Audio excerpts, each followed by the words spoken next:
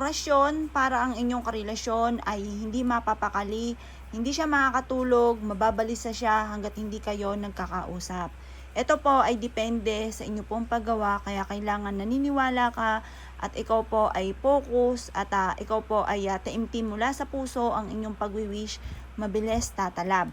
Pero kung ikaw ay may alinlangan, huwag mo muna itong gagawin dahil maaaring maging wa-effect po ito or matagalan ang resulta ng inyo pong mga ginagawa. At kailangan ay walang kahit sino man na nakakaalam dahil once may nakakaalam, nagkakaroon po ng sagabal or kaya po nauudlot kung ano man ang inyo pong ninanais. Mainam po ay gawin nyo po ito ng umaga. At Tuesday or Friday ang pagsimula ng gantong mga paggawa. At pagkatapos ay kailangan natin ng unan.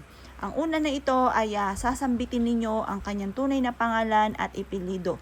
Sabihin nyo po halimbawa lamang po ito, Joel Agrimana, Joel Agrimana, Joel Agrimana. Ako lamang at bukod tanging ako lamang ang iyong mamahalin. Hindi ka mapapakali, hindi ka makakatulog hanggat hindi mo ako kinakausap. Mainam po ay focus ka lamang sa inyo pong ginagawa at mula sa puso ang pagwiwish. Ito po ay babalik ta rin nyo ng 3 beses. 3 beses. At pagkatapos, sa pinaka-3 beses ay papagpagin siya ng 3 beses.